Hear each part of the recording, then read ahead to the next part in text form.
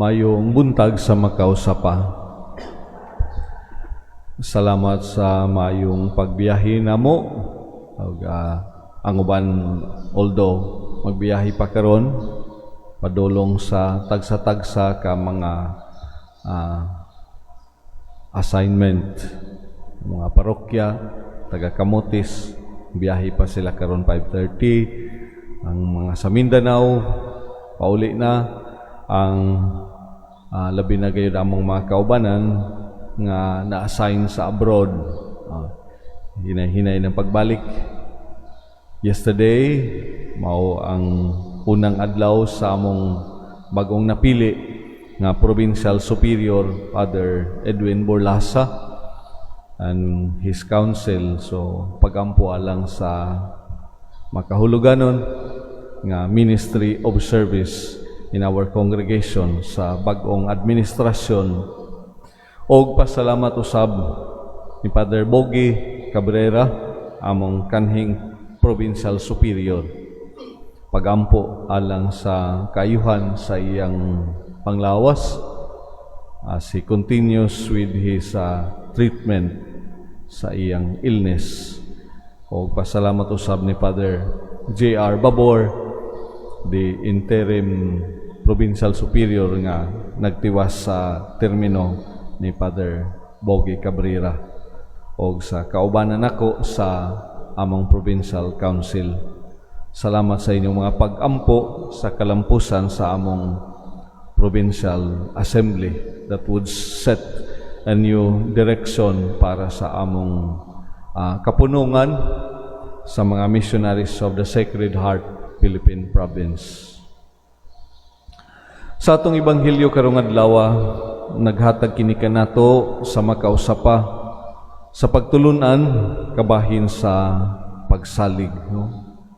Sa biblikanhon nga pagpadayag, ang paghikatulog as Jesus did is a manifestation of great trust in the protection and providence of God, who never sleeps but who is always at work, bisan kon kita nahikatulog, bisan kon kita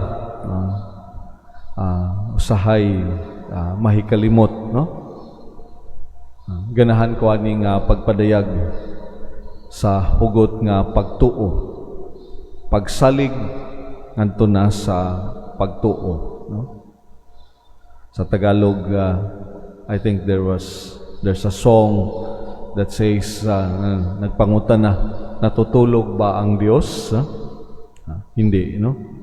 Kahit pa man minsan tayo ay natutulog, o usahay kita mao'y mahikatulog, mahikalimot, o bisan pa man usahay kung kita daw mawala,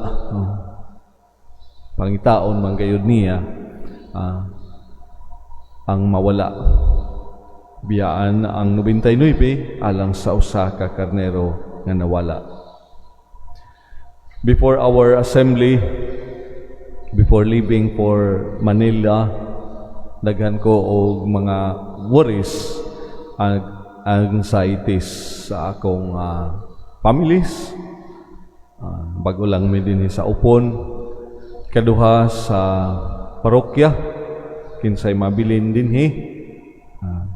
Daghan-daghan kayong mga kalihukan o mga schedules. So, o ikatulo sa among assembly, Provincial Assembly, which will be also our preparations for the coming chapter, nga mao'y mag-set o another na pod nga direction sa among pagpangalagad isip mga missionaries of the Sacred Heart. I prayed and I entrust everything to God. Sige lang. To Mother Mary, sa Mahal nga Birhen, sa Regla, o ni San Jose, no? Atong tigpanalipod, no? Og salamat sa Dios, we are back, og nahuman ang tanan. Smooth sailing ang among assembly, og kaloy sa Dios sa mampod ang family. Although din sa parokya, there's a bit of a tension when I got the news nga miulbo gamay ang kandilaan ng dagkutanan, no? Hinoon nabilin man si Father Migs, so gamay raman hinoon. O sa akong pagingon ni Father Alwin, niulbo ko no ang dagkutanan, no? Ingon na akong kauban, panalipdan ra na sa mahal nga birhen, no? O dili ra ka na mahitabo, no? Salamat sa Dios sa mga pagampo o mga pagsalig o pagtuo, no? O piting ra pod kaayo nga bisan sa unang pagbasa naghatag ka nato pagtulunan og panigingnan diha sa pagtuo ni Abraham, no? The father of faith, matud pa, no? Ang amahan diha sa atong pagtuo. Unsay gipakahulugan sa pagtuo nga may pagsalig sa mga butang nga atong gilauman og dili nato makita, no? Kay hibaw pud kita nga dunay mga higayon nga sama sa mga tinun-an, bisan kung may pagtuo, bisan kung may pagsalig kita sa mga panahon sa pagsulay ng mga kalisdanan, daw malisang, daw mawala kita o dili kita mahibalo, asa kita mo paingon kinsay atong sangpiton, no? Uban nila si Jesus dito sa maong sakayan, kauban nila, no? Ang kinsa ilang gituuhan, kinsa ilang gisaligan.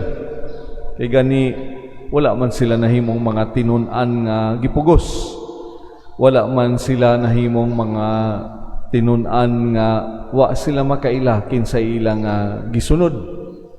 Gibiyaan nila ilang kapanginabuhian, gibiyaan nila ilang pamilya tungod kay nakita nila og misalig sila kaniya kinsa nagpadayag sa pulong o sa buhat sa iyang misyon dinhi sa kalibutan, no?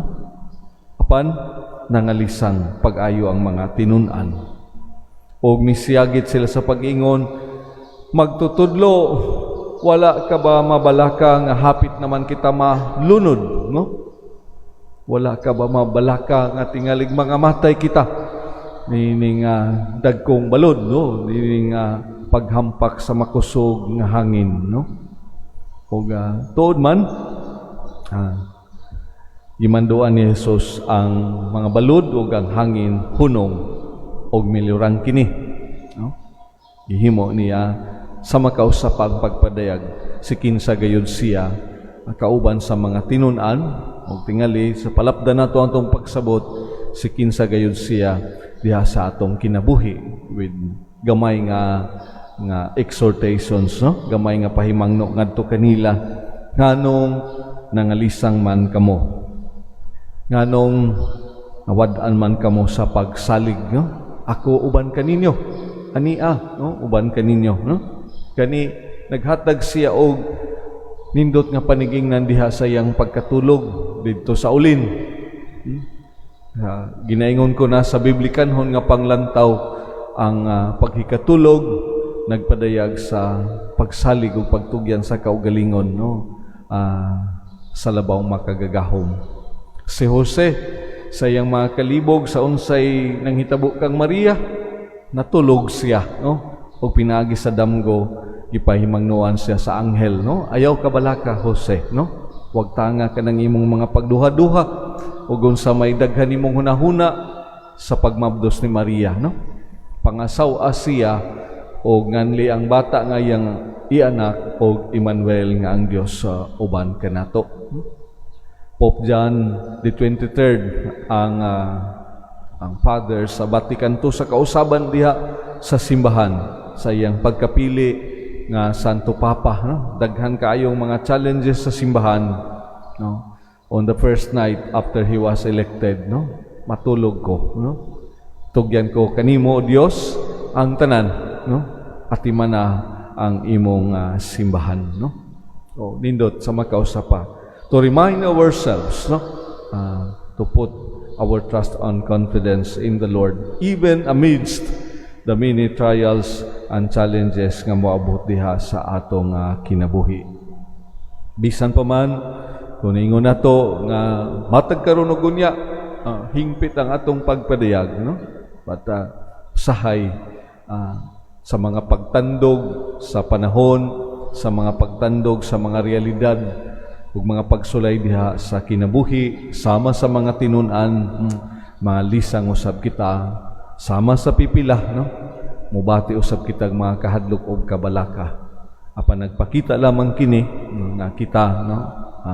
Modangop og mo sangpit na usab sa makausapa, si kinsa gayud siya nga atong gisaligan, si kinsa gayud siya nga atong gilauman, nga maghatag kanatog kahupayan o maghatag kanato og kalinaw o makahuluganon nga pagpuyo o mapadayonong panaw nini nga kinabuhi. Busa sa kanunay, sa Salmo Responsorio, nagpadayag, dalaygon gayud ang Dios, nga sa kanunay, nagauban sa iyang katawhan, naguban kanato sa kasakit o kalipay, no? Sa manindot o dili manindot ng mga panghitabo sa atong kinabuhi. Sa kanunay, dalaygon ang Dios nga mahigugmaon o maluluyon.